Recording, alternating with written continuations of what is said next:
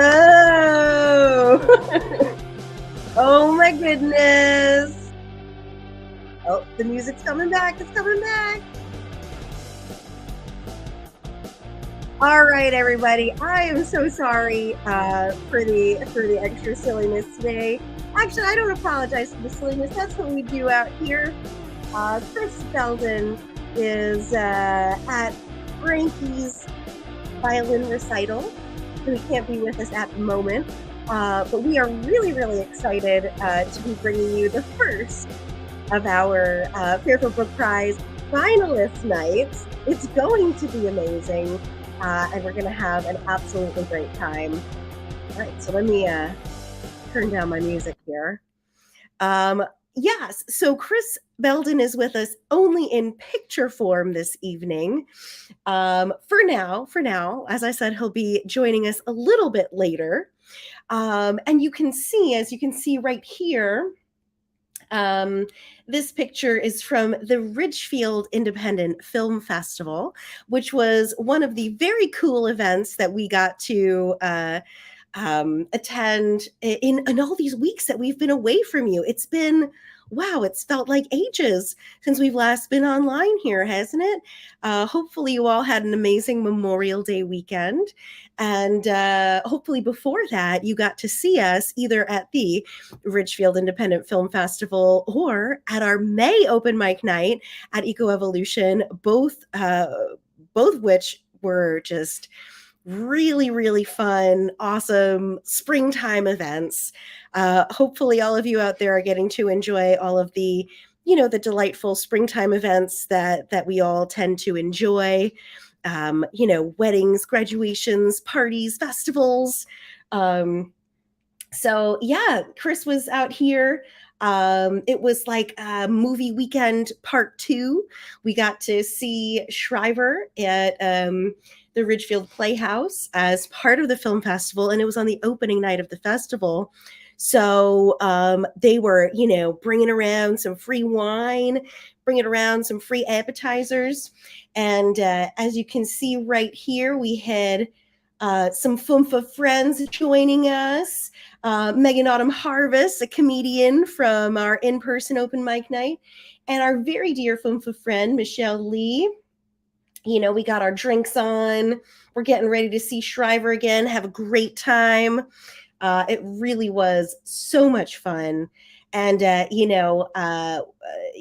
Autumn Harvest and myself, we found the exact perfect spots to stand where the waiters were just like kind of coming out of like the back room. And so we got like a taste of everything. It was good stuff. It was good stuff. Wish y'all were there. Wish y'all were there. But of course, the day after that, we had our incredible open mic night in our May open mic night at Eco Evolution. You can see our Fumfa friend Phil Lemos over here. And you know what, people? He is also signed up, excuse me, for our June open mic night. And so you gotta come on down. You gotta come on down. June 23rd, Friday, June 23rd at Eco Evolution in South Norwalk is our next open mic night. It's going to be incredible. We got an incredible lineup of features. Benjamin Grossberg, who was on here a couple of weeks back, a few weeks back now, I should say. Our friends, poet friends from New York, Dara Kalima, Ron Mark Thompson, Eric Rosenberg. It's going to be amazing. So anyhow, just so much great stuff that happened these past few weeks. Also on Memorial Day weekend, excuse me, I was away at the Boston Calling Music Festival. Hey, everybody out there, throw your Memorial Day weekend plans into the chat. Let me see what you were doing Memorial Day weekend, everybody. I hope you had awesome plans. So I got to see the Foo Fighters. It was amazing. I had my Foo Fighters Dave Grohl moments. It was beautiful. It was amazing. Also saw some other bands I was very excited about. One of those was Brutus. Very cool. Very, very cool band. I also seem to have picked up a terrible cold somewhere along the line in all of this fun out there. I'd like to also say hi to the people who were at the Westport Writers Workshop Pitch and Publish Conference, where I moderated a panel that Chris was on about the road to publishing. It was a great time. That was Saturday, May 20th. I have no idea where I picked up this cold, and I hope I didn't give it to anybody else. But if I have like a massive cough in the middle of anything, please forgive me. Please forgive me. I've got my soda here. I'm not sure if this helps with cough, but it does help with it's tasty. Okay, it's a good time. Oh, I see some of our friends out there in the chat. Hi, mom and dad. Woo, woo! I can't make myself laugh or else I'll cough. I see John Chance Acevedo out there. Woo, Chance, good to see you out there. Oh, and I love it. We've got some Memorial Day weekend plans out in the chat. James Garcia, our friend from Open Mic Night, said we had a laid back Memorial Day weekend because we just got back from Greece. Oh my God. If you are following our friend James Garcia, he has incredible pictures from Greece. James, I hope you had the best time. Incredible, incredible. Anyways, it's 8:01. I need to give you our official Fumfa Live welcome to Fumfa 129. This is a very special night because it is part one of our Fairfield Book Prize finalist night readings. And we just couldn't be more excited to be celebrating all of our finalist friends in this. So, I also happen to be a finalist, which I'm very excited about. But when this list came out, we were just so excited for all of our friends and so excited to hear from these incredible manuscripts. So tonight we're going to have with us Meg Keishan McGovern and Stacey O'Connor. Stacey O'Connor, I need to say a big, huge apology because there should be an E in Stacey. That is my big mistake. I put Stacey without an E on everything. So Stacey has the E in her name on everything tonight. And I will make sure to correct that on our image that we have posted up as well. So apologies, Stacey. That will be fixed. So we're super excited. Meg Keishan McGovern and Stacey O'Connor tonight sharing from their finalist manuscripts. So please, everybody, get excited. It's great to see some Fumfa friends out in the chat saying hello. Jean Delarnary, awesome. Hello. And Meg Muldowney. Oh my God, I'm so sorry. I really hope I don't cough big time on this with my sickness. So good to see you, Megan. It's going to be an incredible night. Once again, Chris Belden will be here soon. He is at his daughter's violin recital. So I'm just going to, introduce us this evening, and then Chris will be with me soon. Do you like my giant earrings, everybody? These are crazy, right? They could definitely be bracelets. I'm excited about this. I also got these fantastic sunglasses for free, and they kind of match my nails. And if anybody else knows about the Eurovision carrier craze, then I think why I'm liking the green right now. I'm out of control. I'm pretty obsessed. Anyways, Megan likes the green glasses. That's awesome. Anyways, coming up very soon, we have a lot of amazing readings and events for you to enjoy.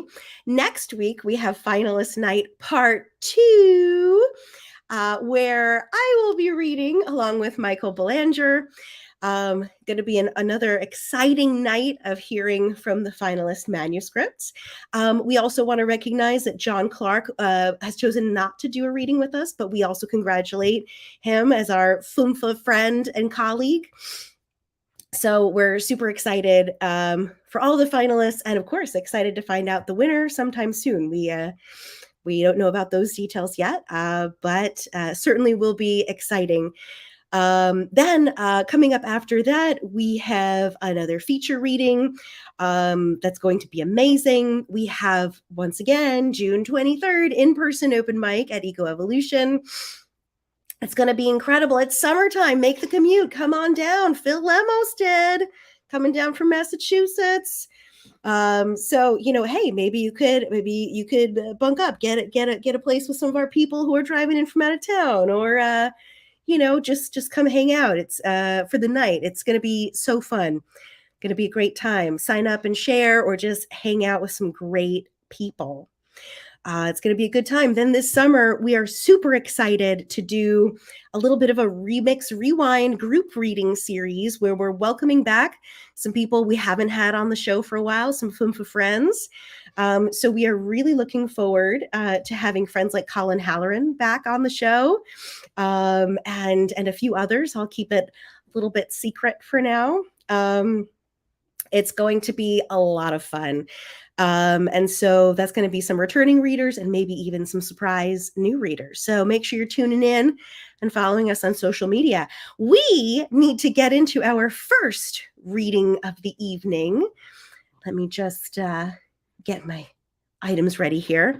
Without further ado, we need to get into these finalist readings for tonight. Are we excited, people? Woo! Yes, we're excited. We're ready. Okay, let's do it. We need to welcome our first reader of the evening, Stacy with an E. Oh, Connor, welcome, Stacy. Hello, everyone. Hey, Stacy, how are you doing this evening? Good. How are you? Doing amazing, and it's so exciting to have you here. And thank you for forgiving me so quickly for forgetting about the E. That was totally my bad. It really doesn't matter. All right. Well, we are so excited to hear from your manuscript tonight. I'm just going to read your brief bio. It says, Stacy O'Connor is a recovering high school English teacher. That's true. We understand. Her first book, What Was It Like?, is in the running for the Fairfield Book Prize with Woodhull Press. Congratulations, Stacy, and take it away. We're excited to hear you.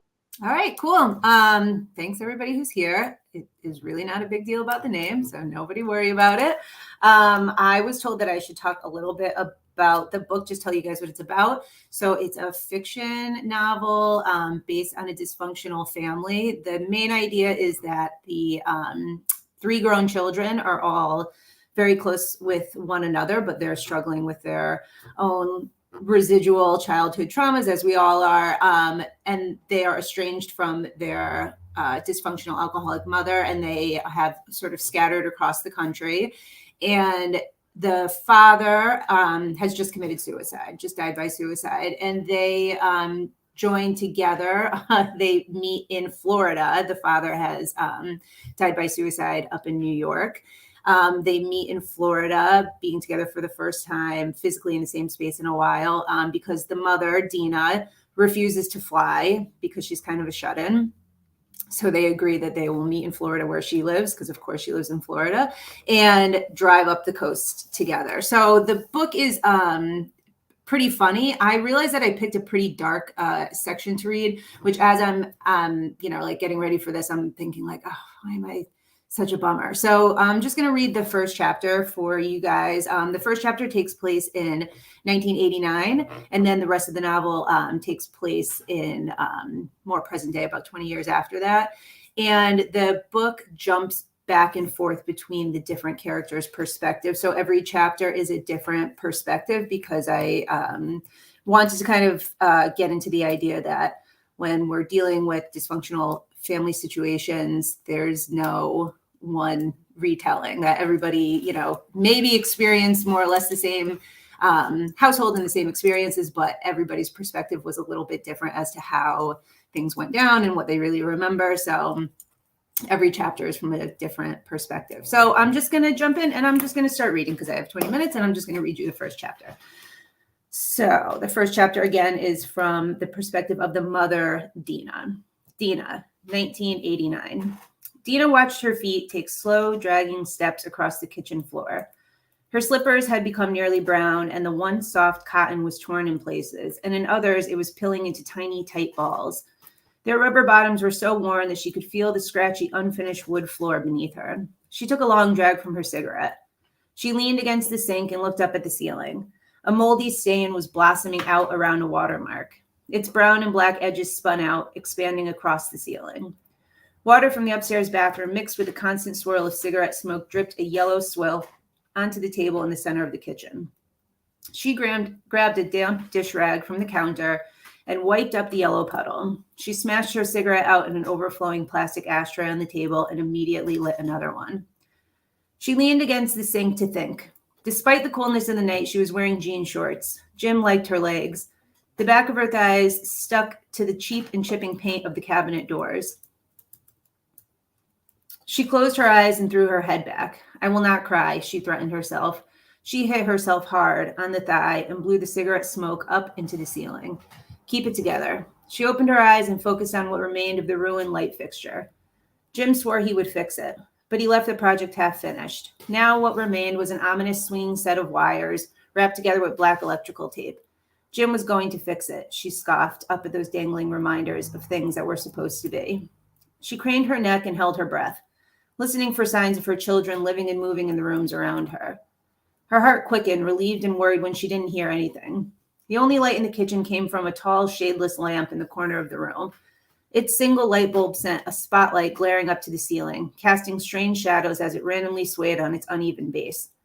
She turned around and tapped her cigarette ash into the sink. She ran the water and watched the ash turn from gray to black before swirling down the drain. She studied her nails, painted a bright pink. She took great pride in her nails.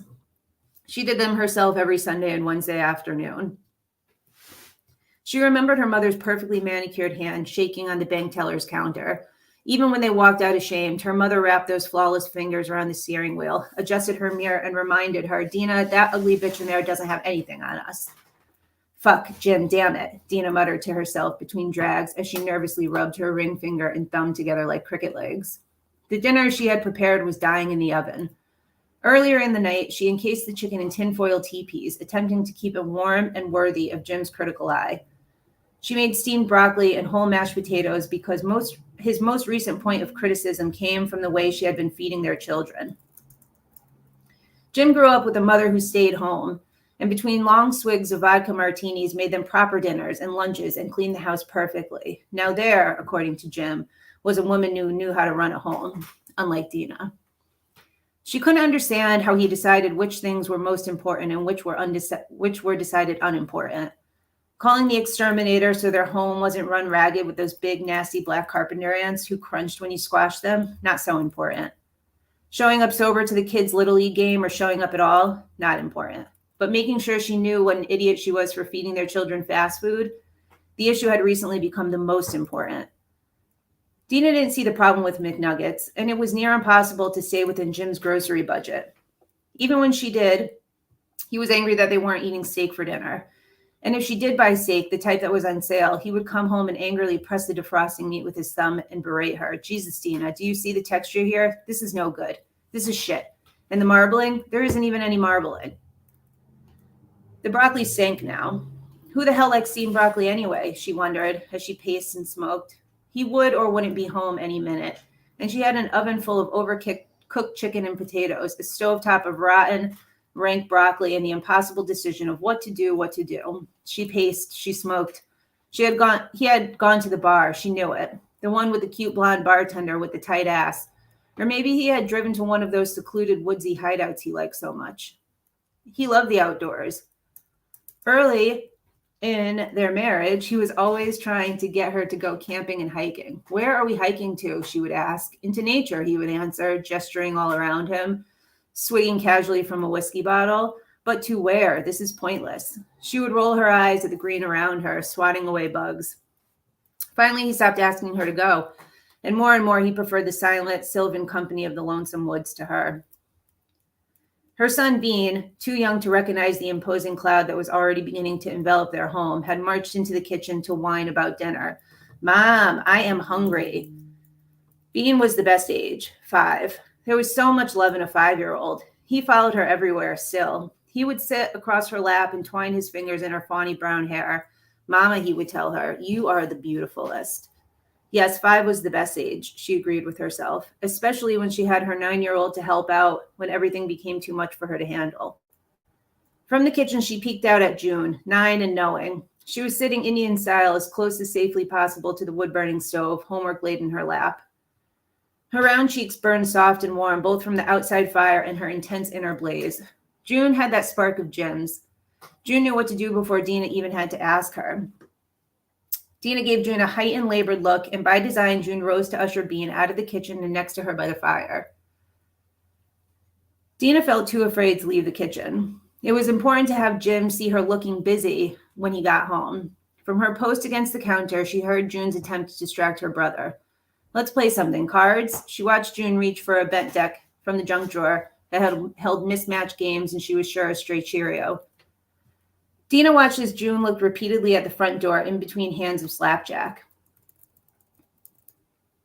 Dina decided that she could not wait for Jim forever. They would eat, she bravely decided, without him. June girl, can you set up the trays around the TV? We'll just eat in the living room tonight because I think Daddy is. She struggled to find the right words to fool them both. Working late. Let's just not tell him we ate on the TV trays and not at the table, okay? And can you call Jackie down for dinner too? She winked at her younger daughter, and June scooted away, always so quick to please her mother. Not like Jackie. At 11, Jackie was already a teenager. Dina was sure Jackie was upstairs, hopelessly attempting to straighten her mess of thick, kinky hair. She would come down moody and cold. When June came back downstairs, she began setting up the trays. June moved quickly without the need for directions. She unfolded the small wooden trays. She pulled the two wingback chairs Dina and Jim had inherited from Jim's mother from their spots against the walls. She pulled the mismatched chairs from around the dining room table into the living room and set that up in a semicircle around the TV. Dina made up quick plates. Me, Junie, Bean, and Jackie, she repeated to herself to keep her hands from shaking. She slapped down gobs of potatoes and chipped porcelain plates, added thick slabs of butter to the tops, and popped them in the microwave with the chicken and broccoli. I hope they don't even eat the broccoli, she whispered to herself. Jim insisted on family dinner, but they weren't family in anything other than name. No laughing around the table. Sorry, I lost my place. No stories about the day. No affection or love. Only when he wasn't around would they have a nicer time. With every sound, they jumped and stared at the door. It was hard to relax when he wasn't with them and impossible when he was. Jackie came downstairs. She sat behind the middle TV tray with her skinny arms crossed over her budding chest. She picked up the remote and flicked through the channels, offering no help to her mother. June rounded Bean up and sat him down next to her. The three of them chatted while Dina brought the plates to them. Jim walked in as Dina was placing Jackie's plate down on her TV tray. The children's backs were toward the door, but she saw them hear their father. The turn of the knob, the creak of the warped wood against the frame. Jim's thick construction boots crossing the threshold, his rattling wet cough, all cued a change in the house's atmosphere. Jackie sat up straight and instinctively pulled her elbows off the TV trays. She looked up at Dina with the wide blue eyes of her father. Dina stood up tall despite feeling tiny. Jim cleared his throat and the kids pivoted around in their seats to look at him. Only Bean spoke. Hi, Dad. He started to stand, but June threw her arm across him to hold him back from rushing to welcome his father home. The kids looked to Dina. Dina looked to Jim. The four of them held their breath. Jim came across the living room, weaving a bit, but upright, frightfully conscious. He pursed his wizened lips and brought his chin down, raising his eyebrows. He opened his mouth, closed it, and opened it. He didn't greet them, but released a gurgling burp. Bean laughed. Jim lit a cigarette and walked behind them to the wood stove. He picked up a fire iron and squatted down, opening the oven door. He poked around in the fire, threw a log on loudly, and mumbled incoherently to himself. Dina saw sparks fly out of the hatch, land on the slate platform around the oven, burn bright for a moment, and then inevitably die. The four of them stayed watching, the kids darting their eyes from Jim to Dina. Jim tinkered with the fire, his hand-rolled cigarette flopping expertly from his mouth. He murmured with dry sarcasm, as if to himself, "Please, don't let me interrupt you. I see you started without me, in the living room." Breaking here, he spitefully laughed to himself and continued the joke as if it were a private one between himself and the fire.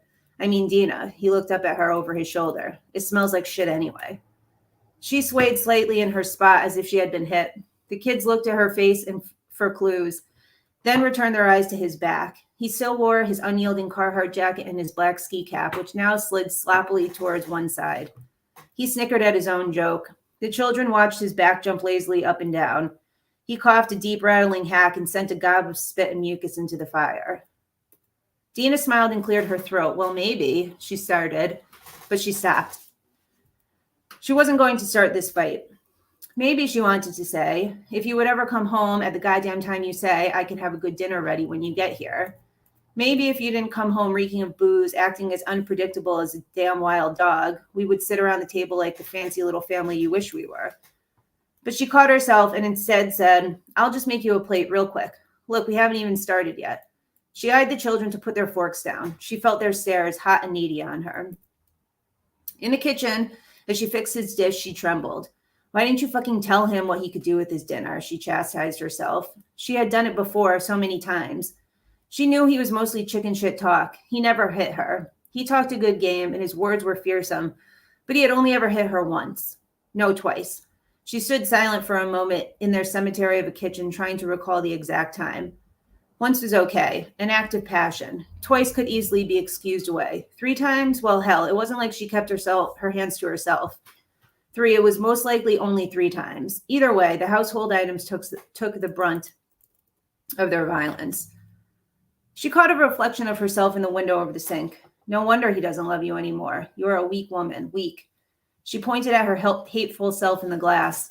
She went around the kitchen getting a plate, then a fork and a knife, and piling his plate high with the food she had made. She mocked his self-righteous bravado and her feeble servitude. Well, look who finally decided to show the fuck up. What can I get you? I'll just get it right now so you don't have to lift a single drunk finger. Her rage and shame spilled up over her eyelids, and she wiped the tears away quickly.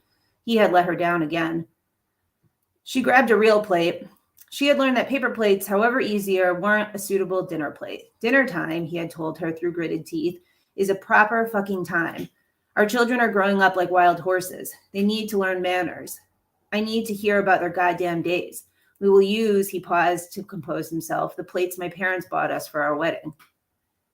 She tried as often as she could to use what remained of their dinner plates. Last time he came home like this, she used porcelain plates around the table, and most of the dinnerware ended up broken on the floor before the night was over. At least paper wouldn't shatter on the ground. Paper would be an easier cleanup. But porcelain is what he wanted, so porcelain is what she used. When she got into the living room, he had already sat down in her spot in front of her plate. June was already up, setting up another tray and dragging another chair in from the dining room. They sat in a semicircle around the television, she on one side of the half moon, he on the other, and the children filled in along the inside. She reached over and discreetly grabbed the remote from Jackie's tray, turning the TV off. They scooted away their adoring dogs as they begged underfoot. Currently, their animal clan consisted of 4 rescue mutts, Jax, Roscoe, Pal Pal, and Puppy, who suffered from various ailments and behavioral issues, respectively. They also housed a gaggle of stray cats on the sagging front porch in a squatter's paradise that June and Bean had designed. Around their family half-moon, Bean sat closest to Jim and babbled on in clueless 5-year-old happiness. Dad, today at school we switched to art from Jim, which I wanted to stay with Jim because I don't like Mr. K and I don't like art, even though I am a great artist. But I like Jim more because you can run and you can play kickball. But they said we had to switch to art. Don't you think that's kind of stupid, Dad? Don't you?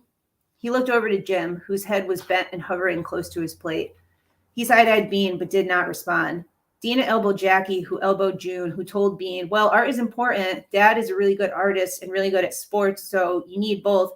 But let's leave Daddy alone because he is tired from working so hard. Dina leaned forward and mouthed thank you to June. They ate in stressed silence. The food was dry, and Dina knew it wasn't good, but she hoped that Jim was too drunk to notice. But as he ate, he grumbled louder and louder. Can't even make her kids a good dinner. He's home all day, and what, he argued with himself, does she do? I'm working, and she's doing nothing. Shit, she's shit. The kids heard him, and she heard him, but no one said anything. No one came to her defense. No one stood to leave. They just sat there. She didn't know if she could win by fighting, win by silence, win by submission, win without him, or win with him. She did know that she was too tired of trying.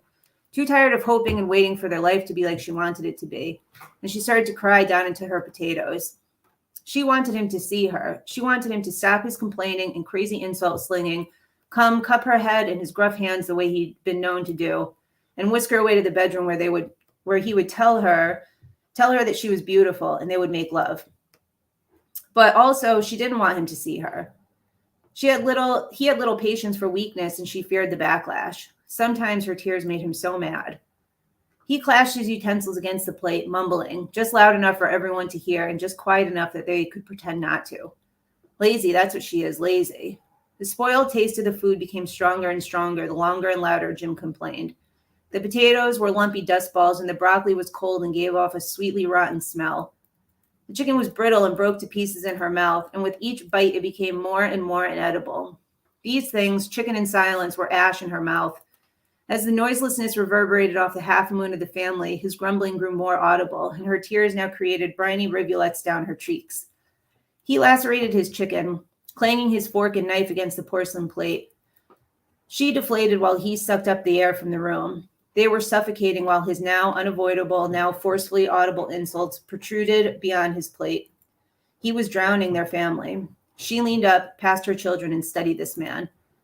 Their eyes met, and she squinted hers into tiny, dangerous slits. Who was this man? She knew him by heart. Both sides of his hand were all and everything she knew. She stared hard, wiping the tears from her cheeks, and dared him to look away. The children knowingly scooted their seats back ever so slightly. He glared hard back at her. He stuffed a dried pile in his mouth, and spitting pieces out spewed, "Stupid bitch," across the room. She did not look at the children, but she knew their eyes were on her. She heard them suck in their breath and hold it. She heard one of them drop their fork onto the ground and listened as a sly dog scrambled to lick it clean. Jim stared past his family. He kept his eyes on her for another minute. He smiled, showing her the mashed pieces of dinner in between his teeth. He lowered his eyes back to his meal, aggressively stabbing chicken, broccoli, and potatoes with his fork before shoving them into his mouth. He laughed. The room stayed silent aside for Jim's cruel laughter for what felt like hours. When she finally looked over at her children, her daughters asking themselves, "What kind of woman will I be when I grow up?" and her son hearing that bitch and learning to be this type of man, she didn't feel like she could reach out to comfort them. June was crying silently as she leaned over to cut Bean's chicken for him. Jackie was looking down at her plate, moving the pieces of food around with her fork. They did not reach out to her, afraid of what their father might say if they showed her too much kindness. There was nobody to save them. She didn't know how it happened, but suddenly her plate was in her hand. Like a comedy, she was palming the flat back of the plate and heaving it in his direction. In an alternate universe, a laugh track would play. She straightened her bow tie and said, "A wise guy, hey?" The plate hit him in the side of the face and bounced off, smashing and breaking into pieces on the ground by his feet. For a moment, he showed no emotion. He continued to chew the food that was in his mouth and reached up to scrape the stuck pile of potatoes from his temple. Slowly, he shook the mess onto his plate, and when he saw that the potatoes were now red, he pressed his fingers to his forehead, feeling around for the cut that was letting the blood run down his face. When he found it, he pulled his hand away from his head and examined his fingers. He turned his hand forwards and backwards, as if he didn't recognize it. He splayed his fingers out, wiggling them, like a girl marveling at her new engagement ring. Dina could see the blood running down his fingertips and into the webs of his hands. She felt both proud and frightened. The blood made her blink hard. She stood as he did, mirroring his motions. They faced off amidst the din of clattering TV trays and crying children. Jackie ran quickly from the scene, and June grabbed the hand of a crying Bean before rushing them both out of the room and up the stairs to the bedrooms. Dina was proud of her daughters. They didn't cry too much anymore, and she knew she was teaching them to be tough, teaching them the type of toughness that you need to get by in the world. She would tell them often, "This world doesn't give a shit about you, little girl," and she was doing the right thing by preparing them. With the children gone from the room, Dina and Jim squared off. Although Jim was small and wiry, coming in just under 5'10", the man was all lean muscle. He was in the Navy when they met, stationed out in Groton. His buddies told her that as slight as Jim was, he would win them all tons of money off the new guys that swaggered into the boat. Jim's buddies would approach the new recruits and point over to Jim. "You see that skinny guy over there? I bet you can't do more push-ups and sit-ups than him." They would lay down money, and Jim would still be going strong as they grunted and cried out in pain, always unable to keep up with him. She had seen him punch out men twice his size. She had seen him smash huge holes in their drywall and even toss their coffee table across the room. She was afraid of and impressed by his might, and even though she knew he could use it against her, he so rarely ever did. Instead, he beat her with the words that expressed his contempt and disgust for her. Did he love her? If he didn't, that was a beating she knew she couldn't survive. He pushed aggressively past her, knocking any remaining trays and food down as he went. "Dina, you're so fucking crazy." He palmed the side of his head as blood ran between his fingers. The blow seemed to have sobered him. He shook his head and pressed his calloused palm against his forehead before blinking wildly. Sorry, I lost my spot. When she began to follow closely on his heels, he wheeled around and pointed a thick, wrinkled finger in his face. You, get the fuck away from me. The whiskey on his breath came at her like a car's exhaust. He turned and continued his trek to the kitchen, waving a dismissive, bloodied hand back at her. She pursued him. Jesus, Jim, you're drunk and you're bleeding all over your goddamn self, she called to his back. You can't just come home at any time like this. You scare me. When you don't come home, I don't. He turned and pushed her backwards. Dina, he slurred, I don't want to do this right now. My head hurts. I've been working all day. My head hurts. He repeated it as if he had forgotten why. He hung his head in what she hoped was shame, but what she knew was drunken exhaustion. She watched red droplets poke at the damaged wood of the kitchen floor. Oh, yeah, he remembered. My head is bleeding. Jim, are you listening to me? When you don't come home when you say, I get worried. I've been here all day without you. I made your stupid fucking steamed broccoli, and you don't even come home. She couldn't help it. Her disappointment and anger forced big, wet tears to come once again to her eyes.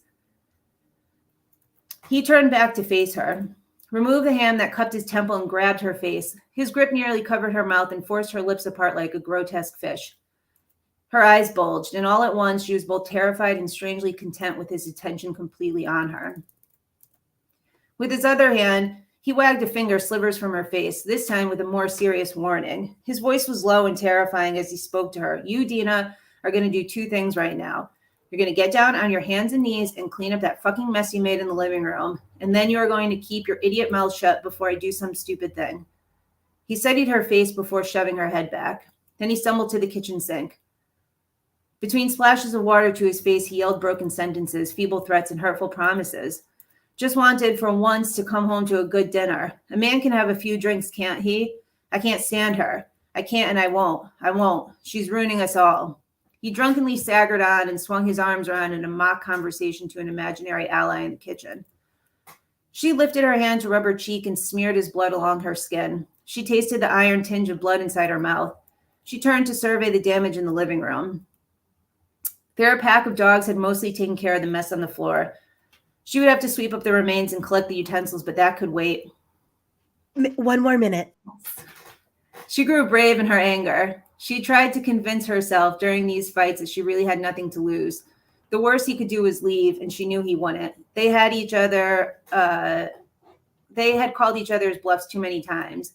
In the 10 years of their marriage, they had each left a handful of times, and they had each come back always. Once they had both left at the same time by mistake. She had realized it 48 hours later when she returned home, ready to bask in his apologies and pleas of forgiveness, to find an 8-year-old June feeding a 4-year-old Bean microwave hot dogs for dinner. June had run to greet her when she walked in. Where is your father? She asked June, whose arms were a little too tight around her. I'm sorry, Mama, was June's response. Jackie sat smugly in front of the TV. Without turning around, she said, he's gone too. You guys both took off this time. Okay, I'll stop there. Stacy!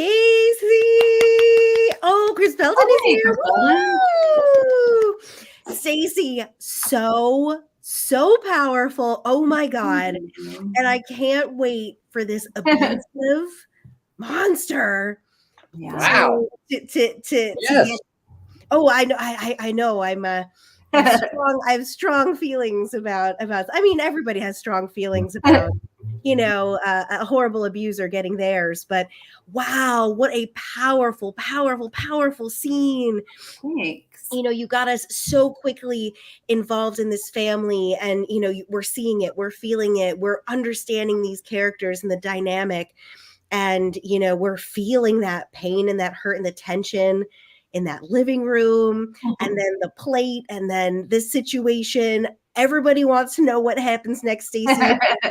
We have to hear our other finalists tonight, but of course, as it is with so many of our readers, well, all of our readers, we just want to hear you keep going. And Chris just came in at the last few moments there, and I apologize for that. I only caught the last few minutes, but it's the kind of thing where it's like, okay, what's going on, and it's like I immediately caught on, and I was immediately like, holy crap, Well, thank you.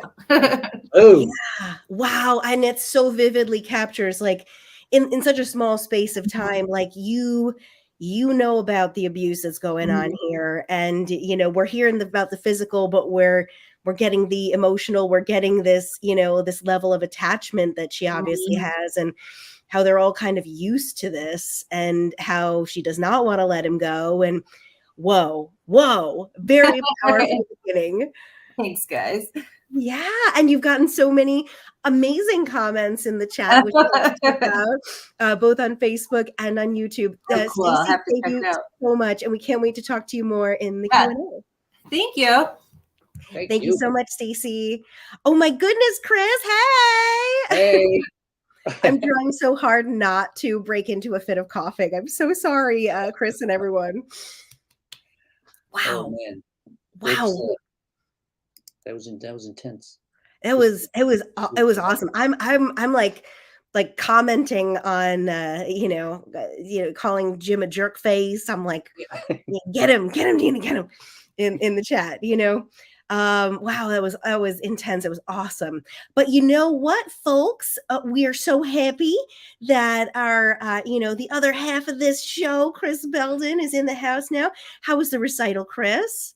The recital was long, and Chris Belden, I'm sure it was wonderful. there was some great stuff, but it's a bunch of kids playing violin, so you know how it goes. But it's some of them were very good, and I'm happy to say it was really great. Wonderful. Yay, Frankie.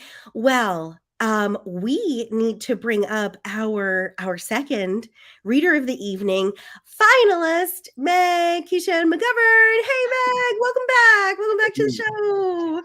Hey, hi, Chris. Good to see you. I already said hello to Katie, so good to say hello to you now. I remember those violin concerts. They weren't always pretty. Yeah. How are you doing this evening, Meg? I'm great. I'm good. Thank you. So good to be here. And Stacey, that was amazing. I was on the edge of my seat. So it was awesome. It was awesome. It was awesome. And we've gotten a few minutes, over. So feel free to take your full time. Okay. Make sure that you do, because we want to hear everything that you have to share tonight. So feel free to take about 5 minutes. You can stop me though. That's okay. I mean, mine is obviously completely different because it's memoir. So it's, when you write memoir, you're kind of like writing your emotions on your sleeve for the whole world to hear, which can be kind of hard. But, it's my favorite genre, one of them to read as well. So I have written, this manuscript is called Shifting Places. And it's really about, the changing in roles between, myself as a mom, myself as a daughter. You were going to say something. We want to give you the full floor. We need Chris to read your bio for you, Meg. Oh, so sorry. I jumped ahead. We want to hear it uninterrupted with you on the full screen. I would, Kate, except I don't know where it is. And okay, never mind. Meg Keisha McGovern is an author, educator, and speaker. I'm all thrown off here. I'm just... Power of faith, hope, and determination. Meg is a retired language arts teacher, but continues to speak at schools. She is an assistant editor for brevitymag.com. and has written for their blog. Meg earned an MFA in nonfiction writing from Fairfield University and is currently working on a memoir. She lives in CT with her husband and yellow lab, Gia. When not writing or with family, Meg can be found on the ski slopes, swimming laps, walking Gia, or on the pickleball court. Awesome. Meg Keisha McGovern, it's over to you. We can't wait to hear about this manuscript.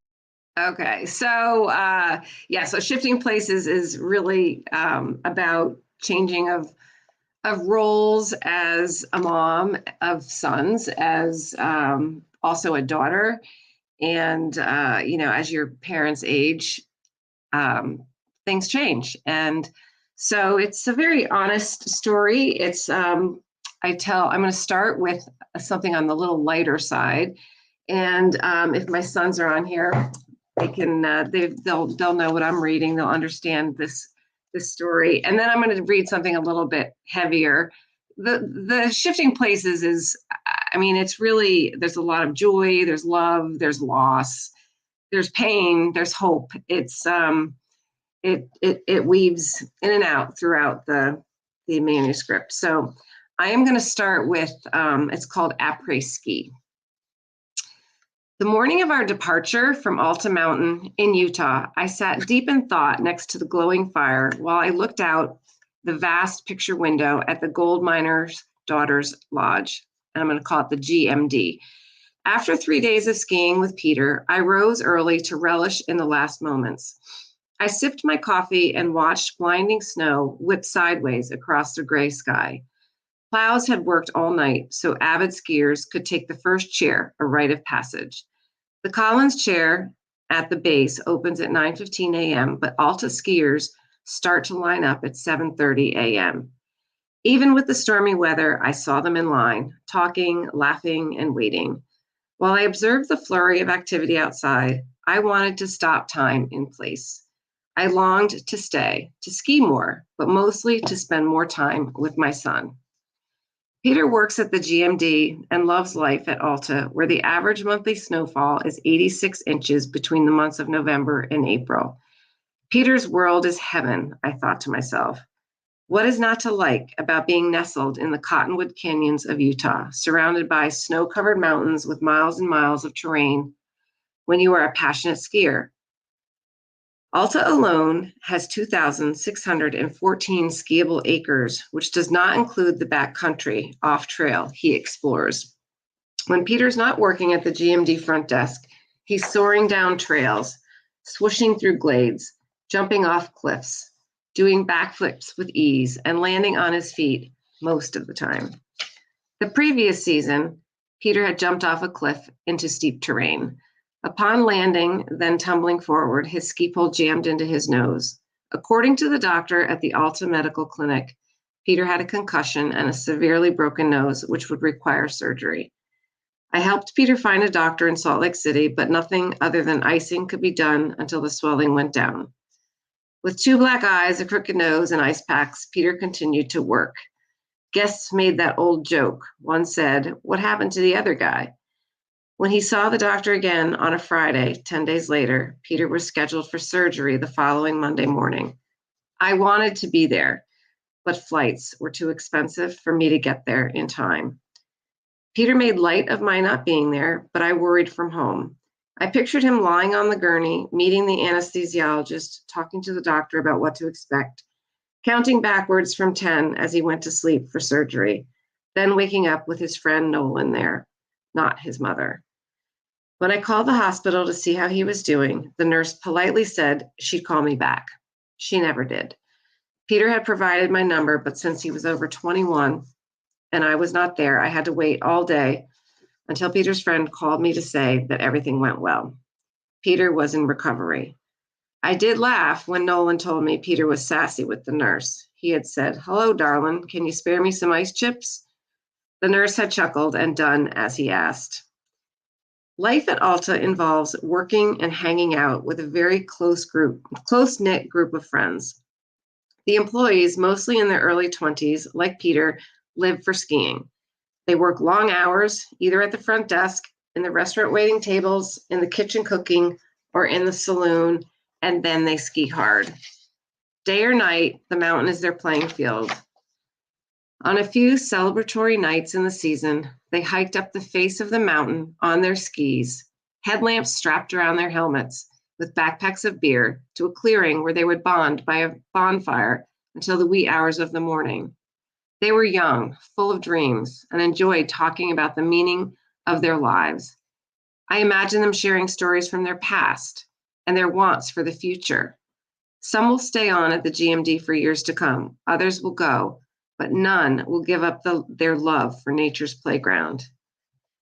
Peter and his friends would have few worries other than which trail they should blaze or being stuck inside because it snowed too much. On those days, the ski patrol would be out before the sunrise to fearlessly hike up the mountain to find potential hazards and set off guns to create avalanches. Everyone at the GMD understands Mother Nature's power and takes it seriously. Just a week before our visit, 33 inches of wet snow fell on top of the fragile stellar dendrites Alta is known for and triggered avalanches. The Gold Miner's Daughters Lodge, the Peruvian Lodge, and others up the canyon were all interlodged at 5:30 on a Thursday morning. This meant no one was allowed outside due to the hazardous conditions except for the avalanche mitigation crew. That night, as snow continued to fall, several avalanches created slides that crossed Highway 210, covered cars, and crashed into the Peruvian Lodge. After 52 hours, employees were allowed outside to dig out cars and the ski resort. The moment the interlodge was lifted, Peter and his buddies clicked on their skis and made their first tracks down the slopes. I can practically hear the echoes of their laughter and their shrieks of joy as they landed stunts and continued down the mountain. I can picture them as they weave in and out of trees and new mounds of snow, a backflip here, one tail touch there, a front flip into the fresh powder, chasing their freedom. They are acrobats on skis. My legs aren't what they were 35 years ago. While I stay in shape, skiing a mountain like Alta or its neighbor Snowbird means using every muscle in my body at a high altitude of over 11,000 feet and a vertical drop of 2,538 feet. On the East Coast, I'm an expert skier. Out West, I'm an intermediate, want-to-be expert skier. My mind is open to the challenge of tackling moguls and skiing between trees of expert West Coast terrain. But my body, after 3 major back surgeries added to age and fewer days of skiing each year, thinks differently. There was a day at Snowbird the previous winter with 0 visibility. Peter was working that day, so Brian and I, my husband, and I were skiing with Billy, my other son. We piled into the tram with 50 other skiers and rode the 20 minutes to the summit. I am not normally a nervous skier, but when I looked out the window, the tram was surrounded by a white, dense fog. My heart fluttered. Anxiety wove through my veins and rose into my chest. When I looked at Brian and saw his forehead vein protruding below his ski helmet, I was even more nervous. The tram slowed, bumped a bit, and pulled up to the unloading area.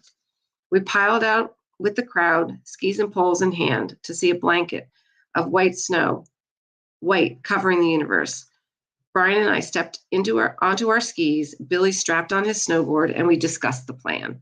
We'd head down an intermediate trail together, which is like an expert trail in the East, and try to keep each other in sight. Within minutes, Billy and Brian were invisible to me. Lost and disoriented, I wasn't sure which direction to head. Panic filled the white space around me. I listened for their skis and called out to them. "Mom, this way," I heard Billy holler. "I can't see you. I don't know where I am," I cried back. When I looked down at my skis, the snow was sliding underneath them. "Oh my God, I think it's an avalanche," I screamed, hearing the fear in my own voice. "The snow is moving, but I'm standing still." Brian had been skiing behind me and arrived by my side when he heard me scream. He hugged me and told me there was not an avalanche, that I was experiencing vertigo. Brian pointed and told me to head in that direction toward Billy. Telling myself I'd be fine, I skied down a bit, but lost my sense of direction again. When I heard Billy's voice in the distance, I was too far to the right, so I shifted left and made my way slowly toward him. Later, I learned that I was heading for an extremely challenging part of the mountain. We finally made it down the mountain to the base and agreed to a much-needed break. I took off my skis, leaned them against the ski rack, and headed to the tram club, where I had a shot of Fireball and a draft beer. That run had rattled me, and it bothered me to my core that I had been so afraid. The day before leaving Alta that year, I had followed Peter on the high traverse to get to West Rustler, a trail I wanted to go on. The traverse was a narrow roller coaster ride with my feet strapped into my atomic skis, the ones Peter had selected for my West Coast skiing. With every downward motion, my speed picked up. I went up and down, concentrating on not falling. My right ski hit a protruding cluster of packed snow, and down I went. "What was I thinking?" I said to myself as I untangled my skis and hoisted myself up using my poles and core strength. It was all worth it when I saw West Rustler before me, a wide open run with fresh powder and very few tracks. "Woohoo, this is what I was looking for, Pete." I knew you'd love this, Mom. I'm going ahead so I can take a video, Peter said. The powder flew out from under my skis. I felt in control as I cruised in quick turns down the trail. I felt proud when Peter said, "Beautiful run, Mom." I wanted my son to still see me as the one who taught him to ski at age 2, the mom who'd ski with him on any trail in Vermont or New Hampshire as he became an expert, the mom who could keep up. That afternoon, Peter went to work. Brian and I drank a few après-ski beers on the patio, listened to music, and watched skiers sail down the mountain, hop on the chair, and head up for more. I wanted that to be me, but my legs were shot after 3 days of skiing. I loosened the buckle of my ski boots and wondered when I'd see Peter again. I had looked forward to this trip, and now it was almost over. 3 months had passed since he had left our home for Utah for his second season. Now there was no plan.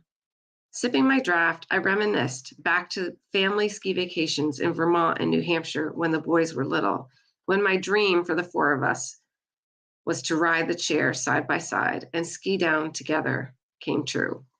I thought about the family bonding and the memories we created on the chairlift, the fun and laughs we had skiing together.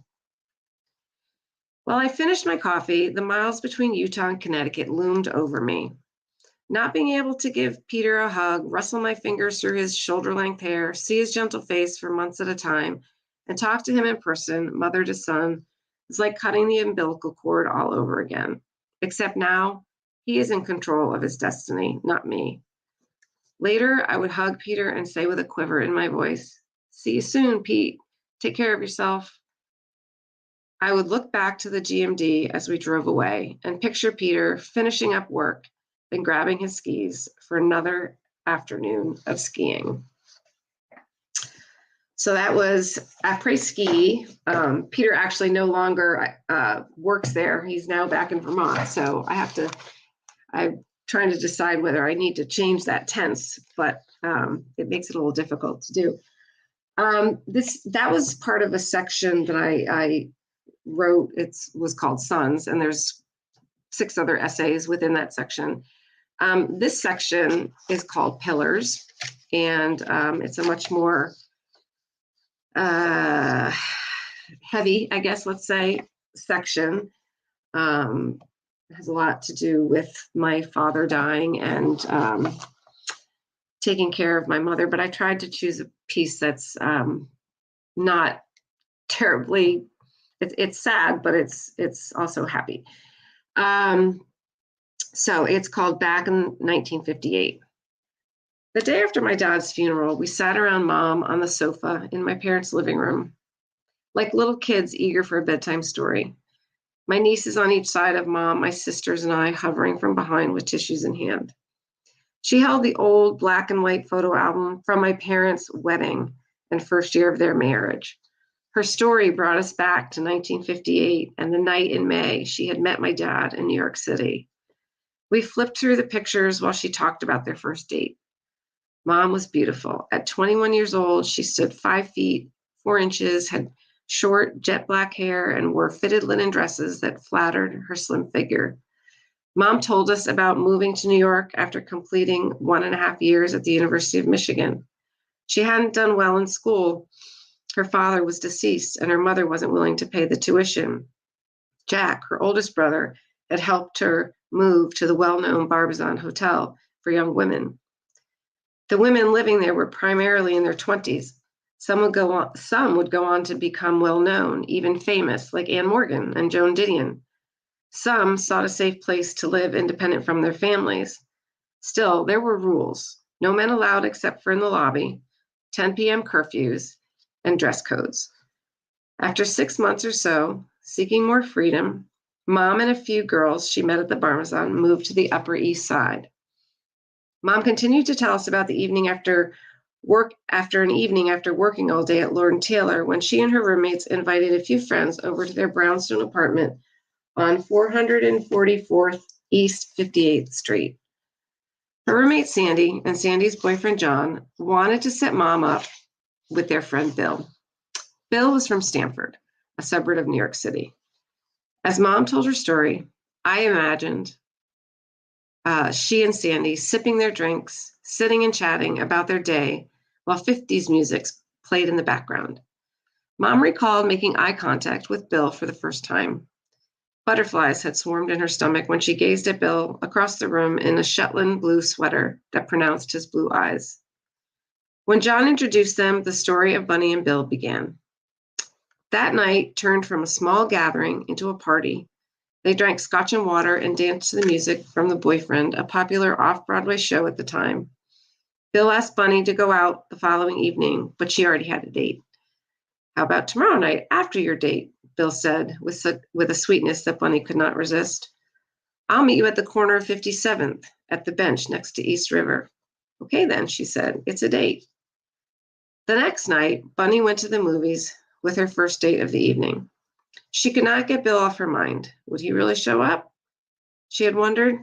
After the movie, Bunny strolled up to the park bench on the corner of East 57th Street and York Avenue, where Bill dressed in the same light blue Shetland sweater, along with a pair of khakis and loafers.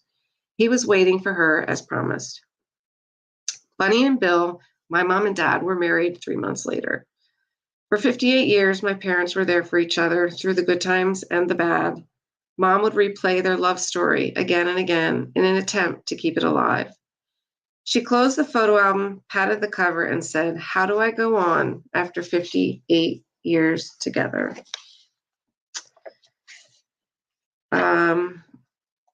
I'm going to stop on that one there.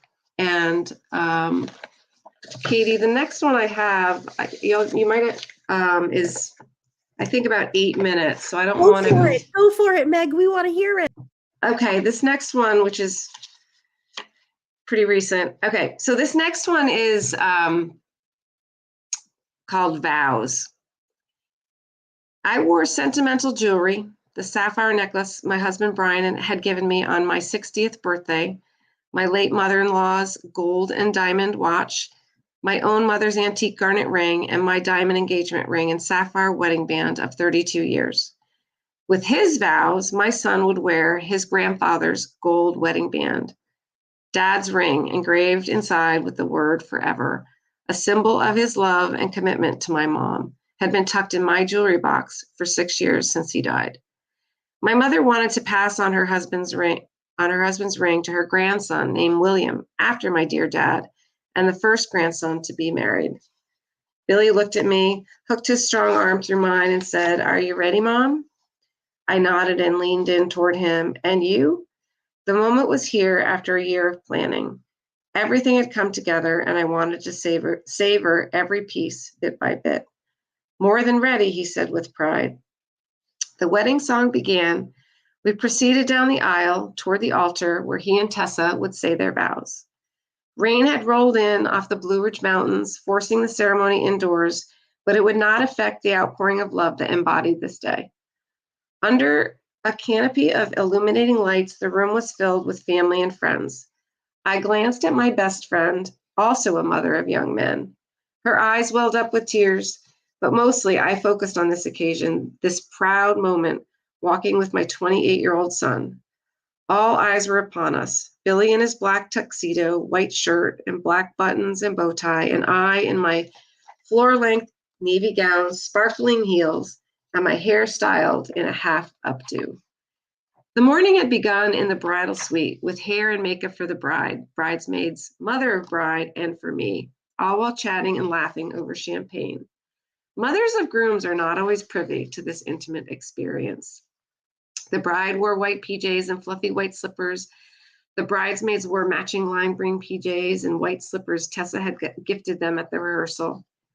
After the makeup artist was finished, she handed me a mirror revealing my face and then the back of my hair with twists of blonde secured with 3 tiny pearl barrettes.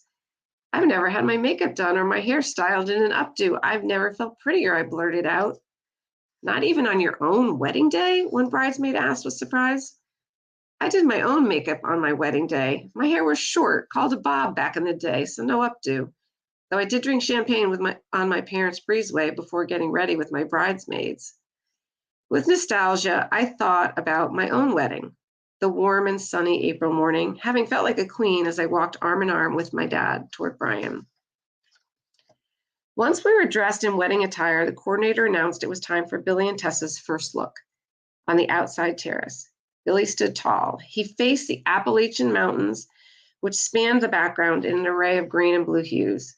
His back was toward the bridal suite, a clear umbrella overhead to fend off the drizzle. He had hiked the Appalachian Trail from Georgia to Maine before meeting Tessa, when this day was only in his imagination, only in his dreams. Tessa approached Billy from behind, while the bridesmaids and us moms peered out the window like children waiting for Santa.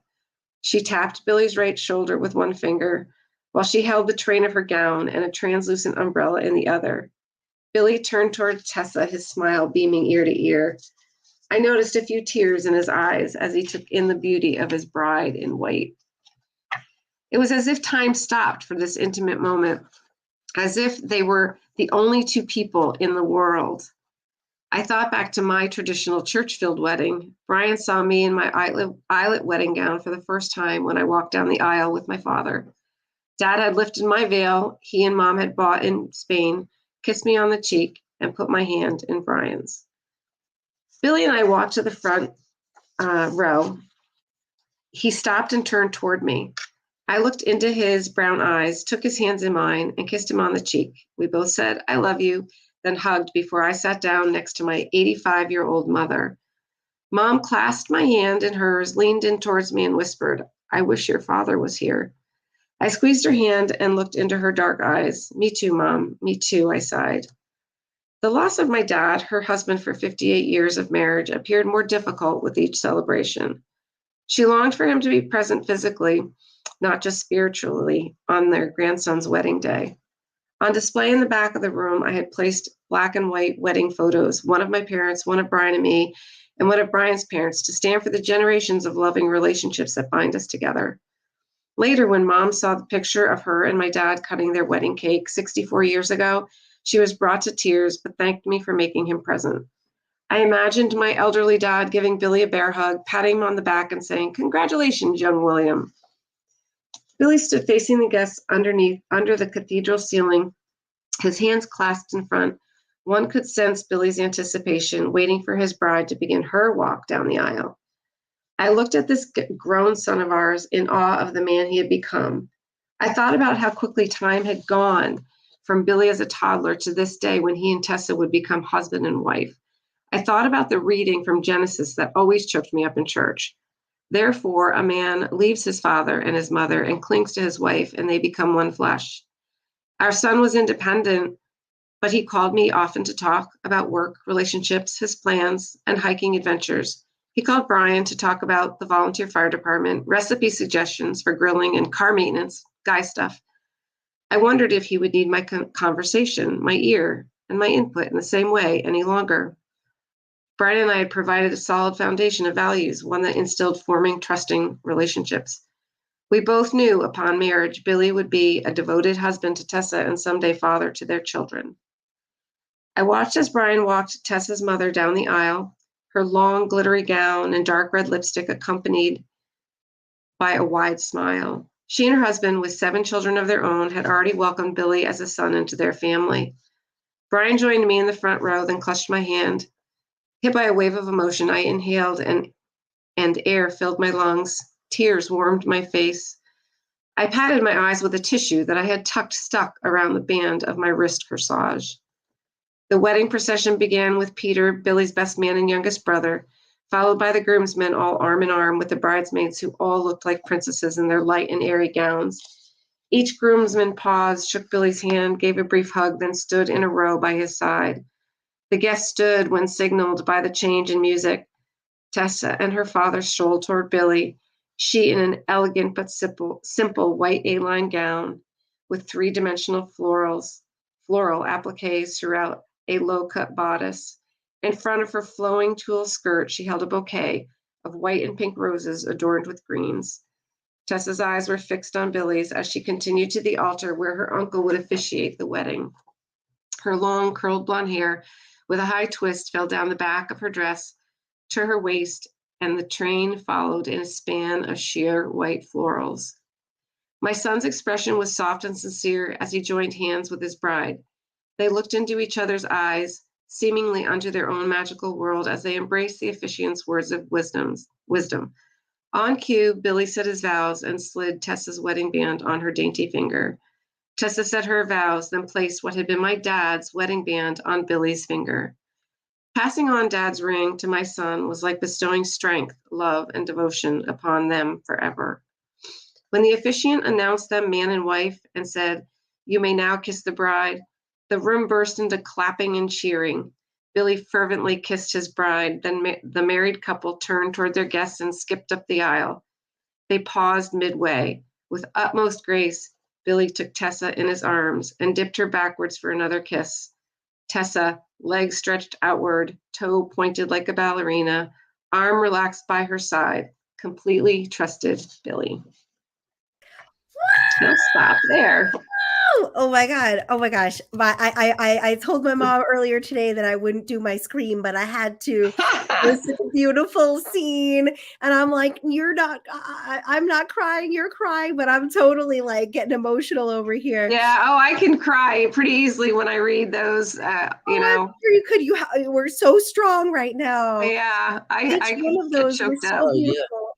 You powered through. Yeah. Yeah, no, those were beautiful pieces, all of them. And yes, and I love this. I love the title of Shifting Places. You know, you're in these different phases of your life, in these different roles. You know, taking on these different things, letting go of these different things, remembering these different scenes and people, and it's so powerful and so beautiful. And you know, it's your life, but we feel it, we see it, we relate to it. Really beautiful pieces, Meg. Thank you. That's good to hear. Yes, of course. It's such a cool way to organize a memoir too, right? The shift. Yeah. It took me a while to get to that. Originally, it was so focused on my father passing away. I had it called Pillars. And then I started, as I kept writing and finding these other stories. I mean, a lot of my dad kind of weaves into a lot of the various stories, as you'll notice if you read it. That's so interesting how different that is. You're going from this very fixed image to like, you know, maybe a little bit more of that reality. Like this person is always there, but the scene moves, the scene changes. Yeah. I think that's very powerful.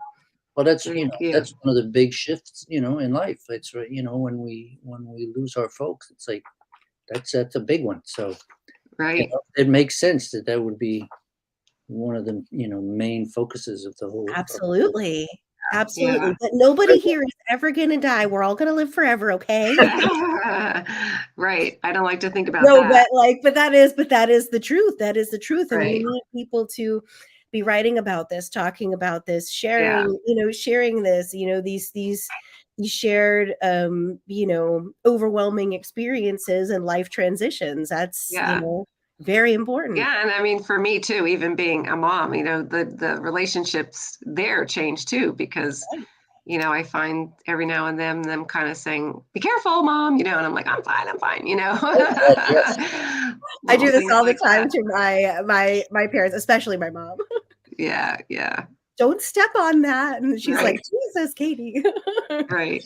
That's so funny. All right. Well, we are so excited to talk more about both of our finalists tonight and these manuscripts. One more time, a round of applause for Stacey O'Connor and Meg Keisha McGovern. Yeah, Meg. Woo-hoo. We've got two incredible writers here, our Fumfa friends and colleagues, and along with their manuscripts, Stacey O'Connor's What Was It Like? And Meg Keisha McGovern's Shifting Places. You heard them here first, I think. Unless you heard them read elsewhere, but hopefully, it's serious competition for this award. I know, and you too, Katie. I know. Three of us here. I was so excited. Whoever it is that's making that decision, I do not envy them. I don't envy you either, because I'm so excited. I'm so excited to be a finalist. It would be amazing to win, but I'm so excited about all of my friends too. It's kind of it's a win all around, honestly. Yeah. When we get to have, share all of these incredible works, and, if it's not this one, it's gonna, I'm always telling everybody, like, it's gonna come. The publication's gonna come when something's that great, it finds its home, but anyways, I am dying to get into some questions here. We have a famous first question, but Chris, I feel like we should table that question for now and just ask our amazing Fumfa friends here about the formation of this particular manuscript and whether that started at the MFA or not, or how the MFA program supported that. Stacy and then Meg, how did this manuscript come to be? I had been thinking about this book and the story for this book for a really long time before I actually sat down to write it. And I had written a couple chapters before I got to the MFA, and then I got to the MFA, and it was in my first workshop, Al Davis was like, okay, you're gonna have to just keep writing. I'm like, it's just a little bit soul crushing, but that's just the process. I think that as writers, anybody, we just think oh, if it's good, I'm going to sit down, I'm going to write, it's going to be done. And then someone's going to read it and be like, wow, oh, powerful. And it's just not, it's not that way. So I was really hesitant to do the MFA. I was just nervous about it and in my head about it. And I just, I was a lot of it's expensive. And I was like, I don't know if this is quote unquote worth it. There's no way I could have ever finished the book without the MFA. Zero chance in the world. I hear you. Without the teachers and the people that I met that helped me through, there's no way I would have finished it. Completely. How long would you say this particular manuscript took you? What was that revision process like? Did you have maybe one or two mentors or a writing group? Yeah. So 1 billion years. It took about 1 billion years to write this stupid thing. And I didn't even, it was my thesis for the MFA, but I wasn't, I don't think I had a complete finalized draft, right? It was just the however 120 pages or whatever it needed to be for the thesis. And then, I finished it, but we know too, finishing it is it's not, now it has to go through. Finish. Of course. Right. So I finished it, and then, I did a round of revisions myself. And then there's two, people from the MFA program that were finishing books around the same time. So, and we had been in a writer group together, and they're awesome people. And, so we read each other's books. Nice. And really did a real serious, worked on those, and that was extremely helpful. So then I got that feedback back. I rewrote it again. And then at that point, so I would say it probably had 3 really serious full revisions in addition to the bajillion small revisions. And after the 3rd revision, I was just it is what it is. I got to be done with this right now, because, you could always pick it up and revise more. It's just a hard line. Yeah. Between even rereading it, trying to pick something to read for this, I was oh my God, parts of this would just make me cringe, So I think it was a solid, I probably started, I graduated the MFA in 2017. I probably started writing it maybe in 2014. And then I finished it maybe 2 years ago, the final draft, less than 2 years. So 1 million years, one full lifetime. Stacey, I think we can all relate to that process and those feelings. And, just speaking once again, we're always talking about writing itself may be a solitary activity, but then, so many aspects of it are a community activity. Speaking to the importance of the MFA and your writing friends, your these groups that you created, and just having all of that kind of push you forward and, be there for you at these different moments. It's awesome. It's awesome to hear all that. And also, kudos to you for sticking with it and making this manuscript happen. Thanks. Yeah. Meg, over to you. How did this manuscript come to be? So I had actually written some little pieces, before I did the MFA. And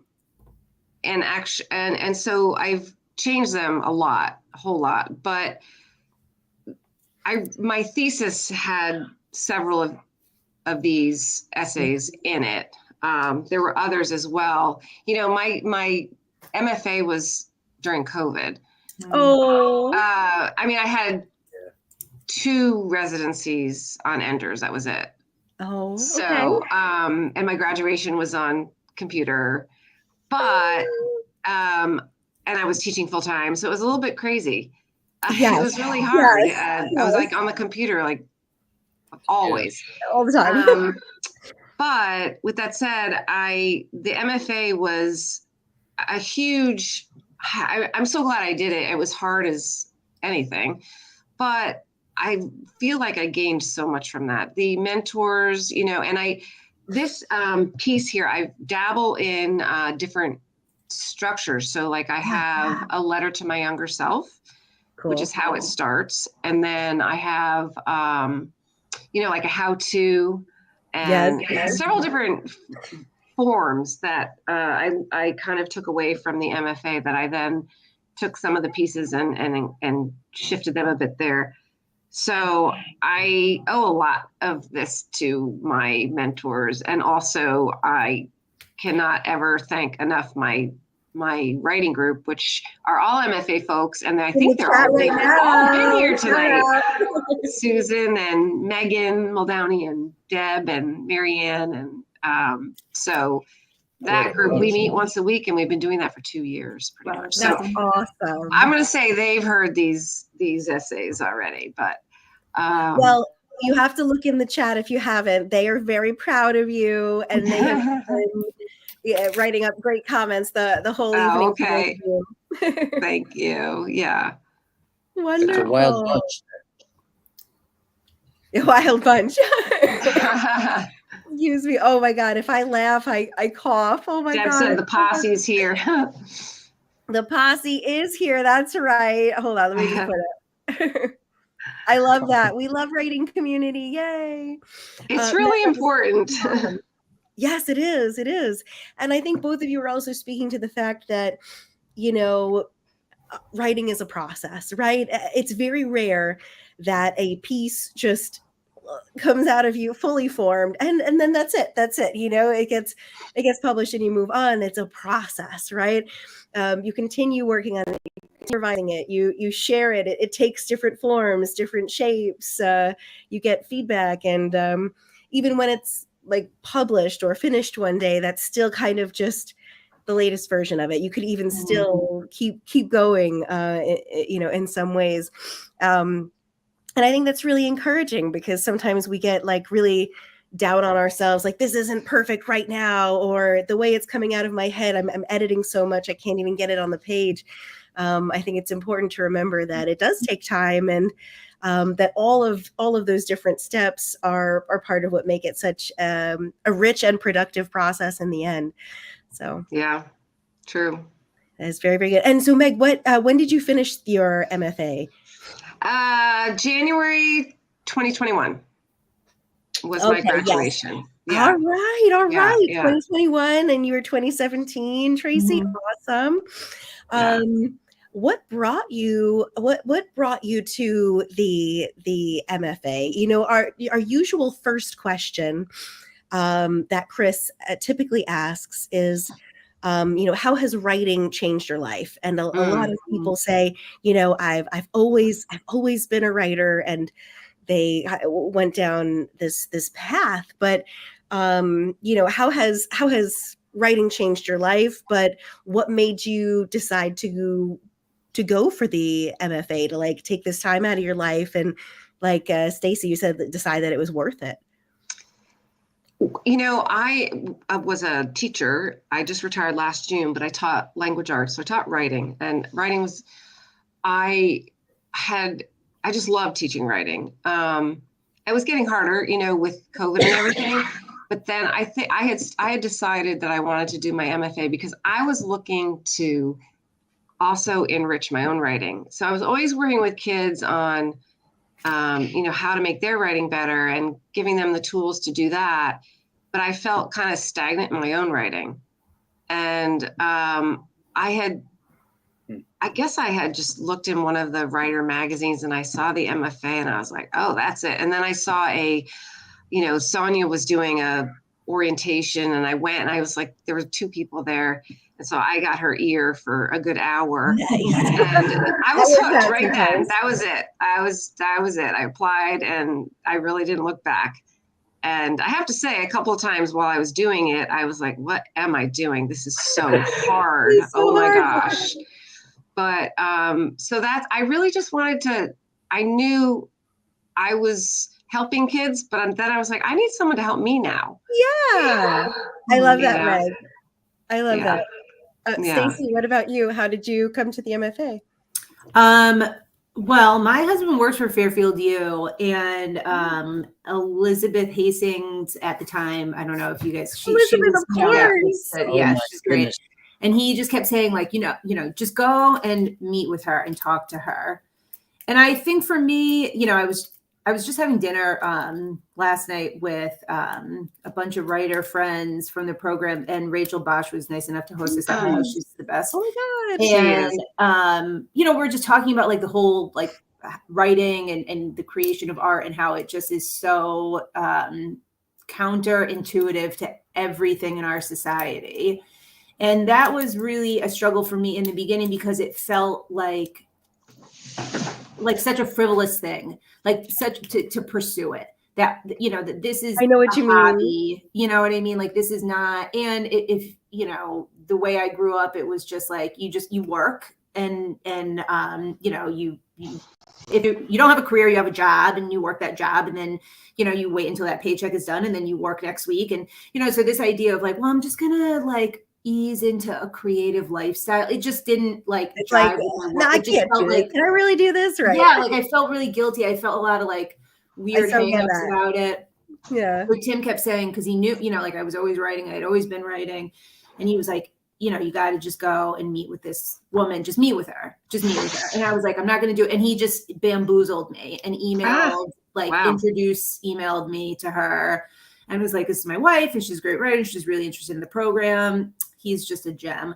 So that's how I got interested in it. And then, you know, I mean, how I got really into it. And I think, you know, then being around people in the program, it was just really validating in that, like, I can't remember who said it or like where I was, but maybe it was Rachel or maybe Karen Osborne was talking about somebody who had just said like, okay, well, if you don't like writing, then stop. But if you stop writing, then what are you going to do?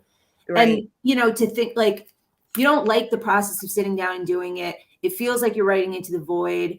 Sometimes, you know, because of the way our society is set up, there is no deliverable that has this monetary value on it. So you're just putting in this, like, for what reason? For what is the end result here? Right. You know, but then you think about like, okay, well, I'm not going to do this anymore. And I don't think that anybody who has ever, you know, really thought about themselves as a writer would, like, you can't stop. Like, we can just not do it anymore. Like, do this. Like, right.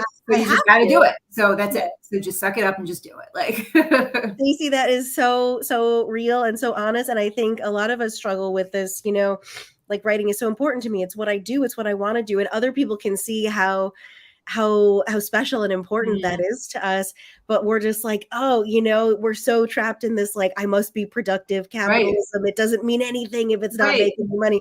And it's just like, no, like I need to make money, but I also need to be myself and be a human being and enjoy my life. And you know, there's a lot more to life than just getting sucked into that, you know, that way of being. And I'm glad that you fought that mindset and that you went into it. That's awesome. And it's great to hear that story. That's very encouraging. We actually have a whole bunch of questions in the chat that are really super fun. Chris, I can't help but want to ask this one. This is from Carlos Serrano. It says, Stacey, but I'm sure we could ask Meg this as well. Do you have any rituals or quirks that help you write? That's a fun one. I have a lot of quirks. I don't know if they're very helpful to writing. A lot of times from the other room, my husband will be like, are you supposed to be writing? And I've just taken to the phrase of, it's just part of the process. Okay, it's part of my process. So I need to sometimes check Instagram for hours. That's right.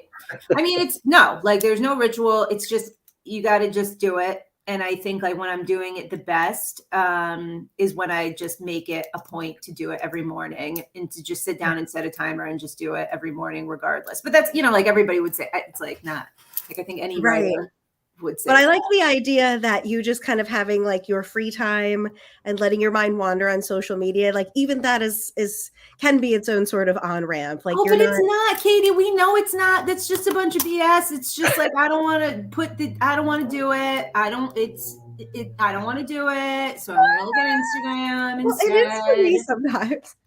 But you know what? I'm one of these weirdo poets. I'm I'm not on any kind of schedule. But nobody should follow my advice unless they're doing the kind of stuff that I'm doing. Sometimes you gotta like clear the cobwebs out. Yeah. And it's almost like, I mean, if you're going on Instagram and stuff, it's not that you're killing brain cells, but you're but maybe you're killing the brain cells that are getting in the way, and then maybe opening up, and then you get to the point where it's like, okay, enough of this crap, and then you're ready to go. Right. Yeah. So, for some being inspired by like responding. Like I'll see something that like infuriates me from the news, and I'll see someone's hot take, and then I'm like, I have my own hot take, or I'll see something really interesting and inspiring, and I'll sort of like start to riff. So, but I know that that's not the path for everyone. So it's good to know like what your items are. But that's very cool, Stacey. Thank you so much, Meg. What about you? Any rituals? Any quirks that help? Yeah, I mean, I pretty much. In the mornings, I like to get up and have my coffee and sit on my couch with my computer or my journal. I do a lot of journaling. Sometimes I do that first because that sometimes gets rid of all the crap that's in my head. And then I can kind of get to actually writing because I don't really consider my journal like something I would, it's just kind of stuff. But it's kind of like, it's part of what gets you there. Like, and sometimes I'll find like a little nugget in there that'll be like, oh yeah, I need that. But I'd really love just in the morning, just like sitting with my coffee and my dog and having my computer, and it kind of gets me going. And then I usually have to take a break. I can't sit for too long. So I will take a break and swim or do whatever, walk, and then I'll go back. But I find if I could just I can't say to myself, I'm going to sit here from 9 to noon. It just doesn't work for me. I just can't do it. So I end up doing it in pieces, but I don't know if that's the best way to do it, but I think the way that works is the best way for you. Everybody as long as you're finding your way, I think that's the most important. Yeah. It's sometimes true. That's just being in the mindset too, it's but I love my mornings. I just love that. And my dog likes it too. She likes to sit next to me when I'm doing this. It's like, are we going to sit on the couch today? That's so sweet. Yeah. That's so sweet. It sounds like both of you have a little bit of a morning. It's a little routine. Yeah, for sure. Yeah. Nice. So we have a few more very cool questions that we don't fully have time for, but I just thought this one was hilarious. Stacey, who will play your characters in the Netflix adaptation? Have you cast it yet? Of course, you cast it in your brain every night as you're falling asleep. When I make it big, and obviously, no, I haven't really cast it yet. I mean, no, it would be great though. I mean, Chris, did you cast yours? Were you like, oh, it's going to be Kate Hudson? Like, I know it is. No, I don't. If I read other people's books, I cast them. If I'm writing, no, I don't get anywhere near. And every time somebody would mention an actor who might be in the movie, I was like, really? It's like I just anybody except like me. It's like, well, it's gonna be me, Obviously, it was so much out of my head, Mm-hmm. That's funny. I love that. Yeah, I've been doing that lately, though, Chris. It's funny that when I read books, I cast them, and I read. Not recently, maybe last year, I read Anna Karenina for the first and only time all the way through. And to help me, I was casting the characters in my brain. And then afterwards, my husband and I watched the movie, and he was like, okay, he's like reading through the Wikipedia, and he's like, which character did you cast for? And that was pretty close. It's helpful. Your husband is so much fun. He got you in the program and he's running down your cast list with you. Yeah. It's great. That's great. I love that. Okay. I also need to put up here before we get to our last question, this very lovely comment. Dad would be so proud. Oh, that's so sweet. That's my sister. We Yeah. also have really beautiful additional questions and comments, which you both have to like hop onto Facebook and YouTube Yeah. to see from your amazing, amazing friends here. Thank you so much to our audience for tuning in. But we have to get to our famous last double question, Chris Belden. Yes, indeed. So, okay, we part one, a pearl of wisdom.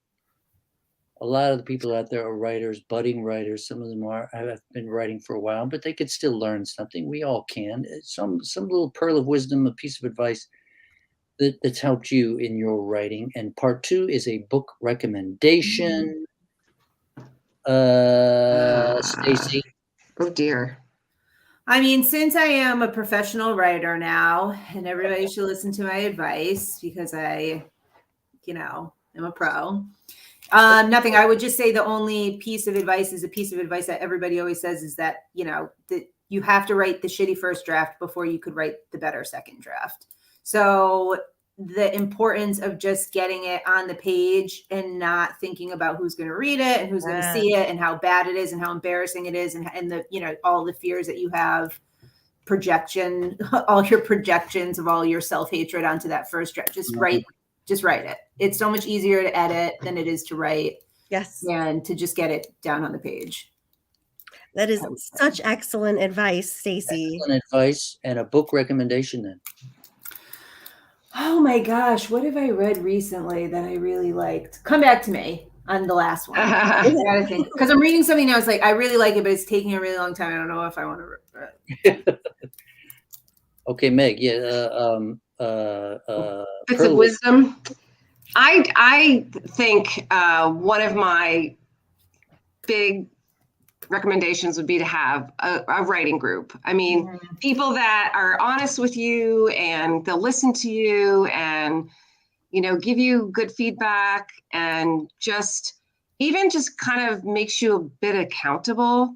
Yeah. That, I'm going to bring something next week. And, it really, I can't imagine not having that group. So that's my one big piece. And also I would say, not to be too hard on yourself because I think we're so hard on ourselves anyway. And as writers, like Stacy was just saying, I feel that all the time, it's like, well, what am I really doing here? What am I bringing to the family or whatever, but I think having grace with yourself, just giving yourself some slack. 1,000,000%. We are in full support of these pearls right here. Yeah. So, and as far as reading goes, lately I've been reading a lot of fiction. I think I have read so many memoir and I just sometimes need a break from that because it's heavy, So I just read Mad Honey by Jodi Picoult, which I thought was really great. And then right now I'm reading Demon Copperfield, which I think everyone, or Demon Copperhead, which is, a big popular one right now. So those are my most recent. I usually have a book club too. So that's what gets me reading these books, which is awesome. That is so good, Meg. We love that. We love that. And it's good to refresh your, your genres, refresh what you're reading. It's good for everyone.